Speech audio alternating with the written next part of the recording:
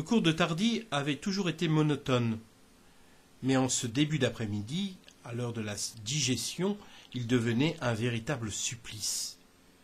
De plus, le soleil chaud de mai tapait sur les grandes baies vitrées et la température s'élevait considérablement. Contre tout bon sens, Tardy, ne supportant pas le moindre courant d'air, interdisait que l'on ouvre les fenêtres. On étouffait littéralement. Le manque de sommeil de la nuit, allié à la chaleur suffocante de la pièce, me maintenait dans une somnolence dangereuse. Malgré tous mes efforts, je piquais du nez régulièrement. Pour lutter contre le sommeil, je me répétais « Sois attentif, Jean-Baptiste, concentre-toi, fais un effort ». Mais la voix monocorde de Tardy était redoutable.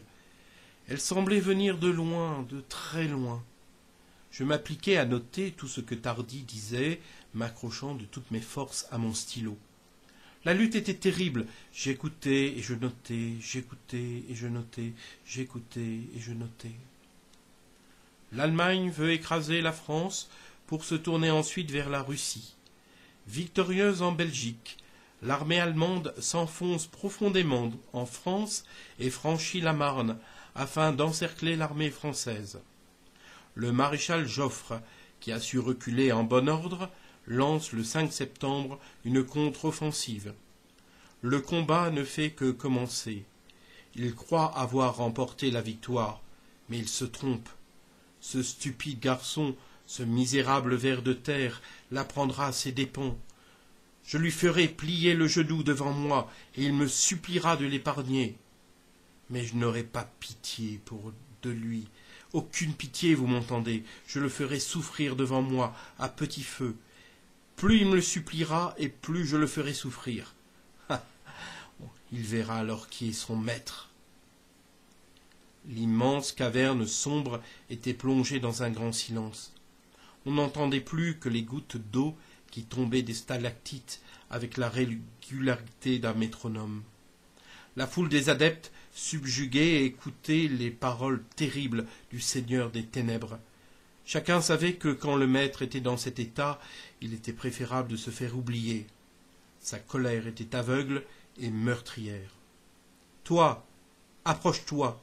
dit l'ange rebelle en désignant l'adepte à qui il avait donné le poignard. « Viens ici, viens me rejoindre. » Le personnage, au visage mystérieux, s'approcha et se mit à genoux devant le fauteuil où était assis l'ange aux yeux de braise. « Parlez, maître, votre serviteur écoute. » Le Seigneur des Ténèbres se pencha vers lui et murmura à son oreille « Je veux que tu surveilles ce garçon nuit et jour, et que tu me rapportes tout ce qu'il dit, fait ou pense. As-tu bien compris ? » ?»« Oui, maître. »« Comment dois-je faire pour l'espionner nuit et jour ? » ?»« Commence par t'approcher de lui et gagne sa confiance. »« À vos ordres, maître. »« Puis utilise cet objet. » Le démon lui désigna le crâne de cristal posé sur l'autel de pierre. « Prends-le avec toi. Ce crâne cherchera l'esprit du garçon, et lorsqu'il l'aura trouvé, il te permettra de tout entendre et de tout voir.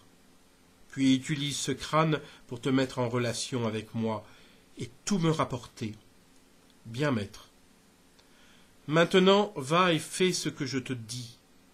Lorsque je t'en donnerai l'ordre, tu me conduiras, ce garçon, ici, dans cette grotte, et tu pourras le sacrifier sur cet autel devant moi. Je veux que la dernière chose qu'il voie de son vivant, ce soit mon propre regard plongé dans le sien. Alors cette âme m'appartiendra pour l'éternité, elle sera à moi. Quand il sera sur cet autel et qu'il me regardera avec le poignard de souffrance, tu lui arracheras son œil vert, puis son œil marron, et je me mis à hurler. Toute la classe se figea. Tardy laissa tomber sa crête.